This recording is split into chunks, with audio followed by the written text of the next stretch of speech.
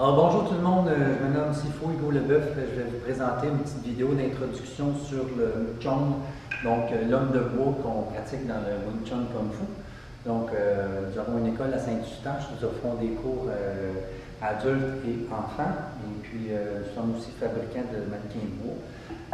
C'est un instrument dont on pratique ici à l'école quand même beaucoup avec les élèves plus avancés. Ça nous sert de partenaire, donc lorsqu'on n'a pas de partenaire ou lorsqu'on veut s'entraîner à la maison, c'est un instrument qui est très utile et qui est très adéquat pour l'avancement, si on veut, dans le Wing Chun Kung Fu. Donc, ça nous permet beaucoup d'augmenter nos capacités au niveau d'endurance. Ça nous permet aussi de travailler sur la coordination. Ça nous permet beaucoup de travailler aussi sur la fluidité des mouvements. La distance entre le mannequin est très importante aussi lorsqu'on pratique avec le mannequin de bois. Donc, ce qu'il faut apprendre à respecter dans ces choses-là, lorsqu'on commence l'entraînement sur le mannequin de bois, c'est de ne pas frapper trop fort sur le mannequin lorsqu'on commence. C'est sûr qu'on va se faire des bleus sur les bras, évidemment, lorsqu'on va travailler avec le mannequin de bois, mais lorsqu'on commence, l'idée n'est pas de s'endurcir, mais ce serait vraiment de mettre en application les petits mouvements de base qu'on apprend lorsqu'on fait du Wing Chun Kung Fu. Moi, ce que j'aime bien faire lorsque j'enseigne aux élèves, c'est qu'avant de leur montrer la forme, j'aime bien leur montrer comment ça fonctionne le mannequin de bois. Donc, je vais vous faire une petite démonstration des principes de base, donc les mouvements de base. Donc, on les met en application sur le mannequin, un à la fois, question de comprendre comment ça fonctionne, comment bien dévier la force, comment essayer de gérer la distance et les angles. Et après ça, lorsqu'on a réussi à comprendre un peu comment ça fonctionne le mannequin de bois, on va prendre une petite forme de base. Donc, on a plusieurs sections dans cette forme-là. Aujourd'hui, je vais me limiter surtout à vous montrer les petits mouvements de base qui sont simples, que vous pourrez pratiquer à la maison si vous avez un mannequin de bois ou si vous avez l'intention un jour de vous en acheter un, ou si vous faites des arts martiaux et vous vous intéressez seulement qu'à comprendre un peu le fonctionnement du mannequin de bois. Alors, l'important au début, c'est de savoir se positionner. Lorsque vous positionnez face au mannequin de bois, il faut faire attention de ne pas être positionné trop loin ou trop proche. Okay? C'est un peu la même chose lorsqu'on fait du combat avec une personne où on fait les exercices de main collante. Il faut respecter toujours la bonne distance. Donc, si on veut être capable de contre-attaquer, il ne faut pas être trop loin. Et si on veut avoir une bonne force de frappe, il ne faut pas être trop proche, tout dépendant avec quel instrument on veut frapper. Okay? Donc, généralement, on va se placer à la distance d'un bras du mannequin de bois. Okay? Ensuite, on va prendre la position. On va ouvrir la position, on va essayer de respecter toujours la ligne de centre. Donc, le premier mouvement qu'on fait avec le mannequin, c'est qu'on va se placer en garde devant le mannequin.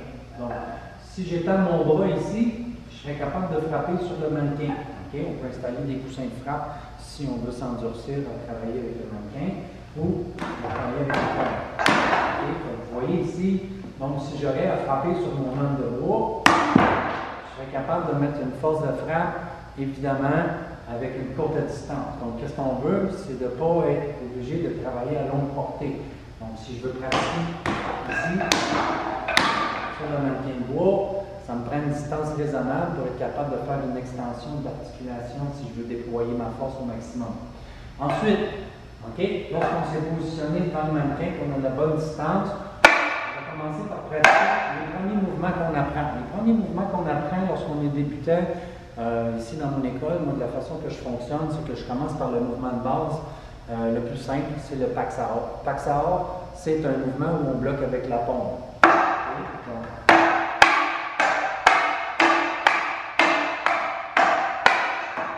Si vous remarquez ici, lorsque je travaille, je vais alterner entre la main droite et la main gauche et je vais tenter de ramener la main qui est en avant, toujours en ligne bien droite.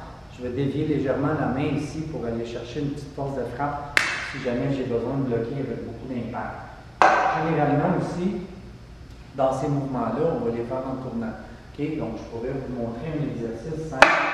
C'est de tourner légèrement lorsque vous bloquez.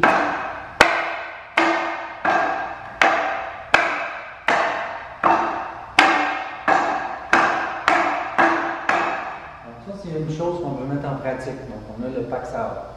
On a les temps de sort. Lorsqu'on fait le temps de sort, évidemment, lorsque vous pratiquez votre Selim Tao, vous voyez ici que vous allez sortir votre avant-bras ici par le centre, donc en respectant toujours la distance du coude par rapport à votre plexus, qui est très importante. La hauteur de l'avant-bras aussi, on déroule les doigts à hauteur du menton lorsque vous travaillez avec ce mouvement-là. Et donc, on va s'habituer à aller chercher le centre ici. Lorsqu'on travaille sur l'homme de bois, ce qu'on veut, c'est d'éviter de faire un bloc avec l'avant-bras. Donc, on ne veut pas faire un mouvement comme ça ici, comme on voit en karaté. Nous, qu'est-ce qu'on va chercher à faire? C'est à dévier la force du centre. Donc, je vais aller glisser mon bras ici pour dévier la force. Donc, je vais avec une main, j'alterne avec l'autre main. Et donc, je vais chercher le centre.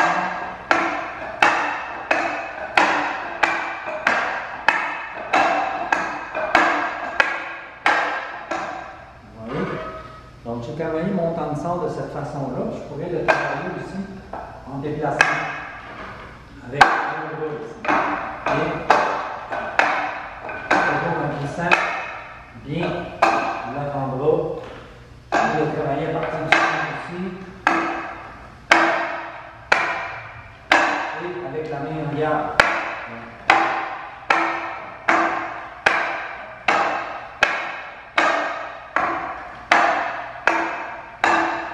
Donc, vous voyez ici, lorsque je sors mon bloc, je glisse mon avant-bras vers le centre. Okay? Ensuite, on a les bons sorts. Donc, on travaille le pack sort, on a travaillé sur le temps de sort, on va travailler sur le bon sort. Okay?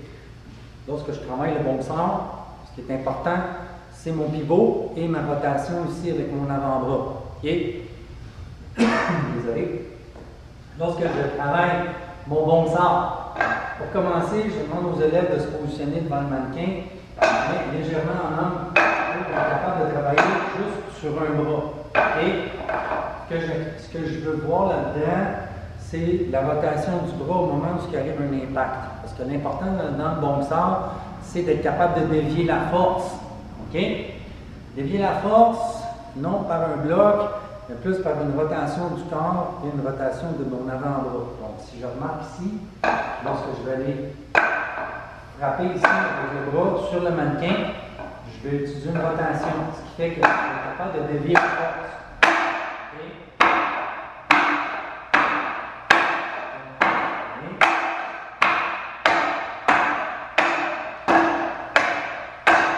Je le fais de haut en bas et de bas en haut. Donc, 1, 2, je pourrais inverser aussi le bras ici. 1, de bas en haut et de haut en bas.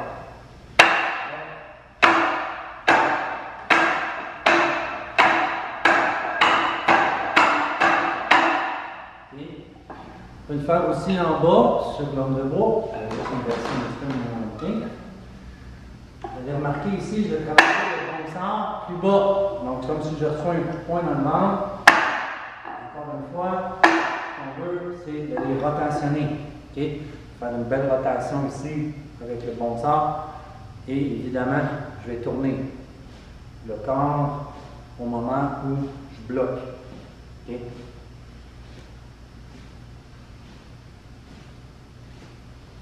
Alors, je dévie le corps en même temps que je tourne le bras ici. Okay.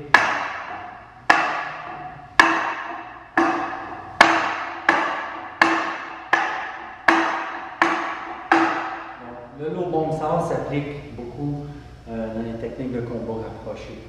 D'accord? Ça s'applique aussi en chi-sort lorsqu'on met les exercices en application dans nos formes. Alors ici, on va regarder maintenant avec le gang sort. Moi, je commence toujours par montrer 4 mouvements de base à un débutant pour qu'il puisse développer ses réflexes. Sur 18 mouvements, ce qu'on cherche pour un débutant, c'est d'en maîtriser 4 pendant les 6 premiers mois. Okay? Il y a beaucoup d'applications qu'on va faire avec ça, mais je ne demande pas plus que 4 mouvements pour quelqu'un qui commence le Wing Chun. Donc, on a le gang sort aussi qu'on va travailler. pour bloquer les coups qui viennent en bas. Donc, généralement, le gangster peut être utilisé soit avec l'avant-bras ou avec le tranchant de la main, si j'ai à bloquer. Donc, on fait attention ici, lorsque vous allez bloquer sur le mannequin, essayez d'éviter de frapper avec la partie du poignet qui est ici. Okay? Ça peut être douloureux, ça peut créer des blessures.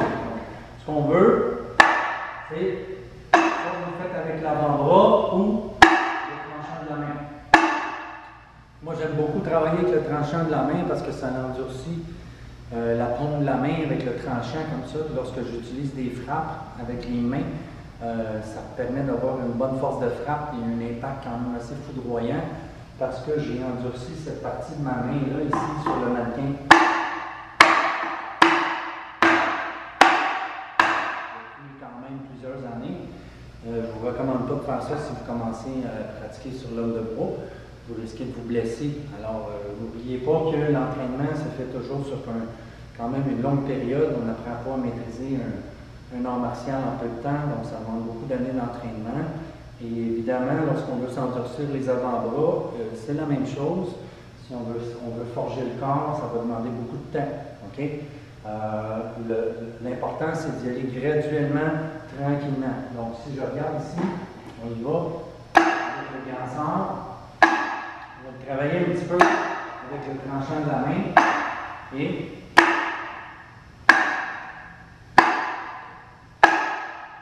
on va y aller avec l'avant-bras.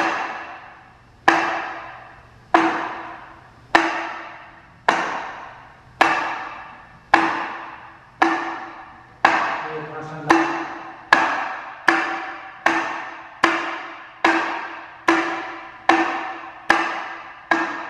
Okay. Donc, on a vu 4 mouvements de base. Donc, je commence toujours par ça, comme j'expliquais lorsque je fais l'entraînement au mannequin de bois avec mes élèves. Pack-sort, tan-sort, bon-sort et gang-sort.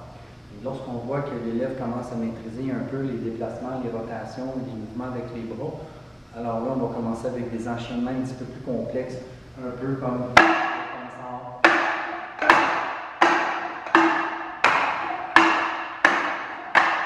Le gang-sort. Je vais tourner avec le bassin.